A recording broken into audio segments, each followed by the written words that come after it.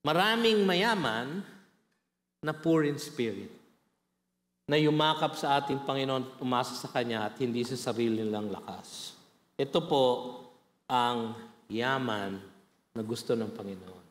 Ayaw niya po yung makasariling pagyaman.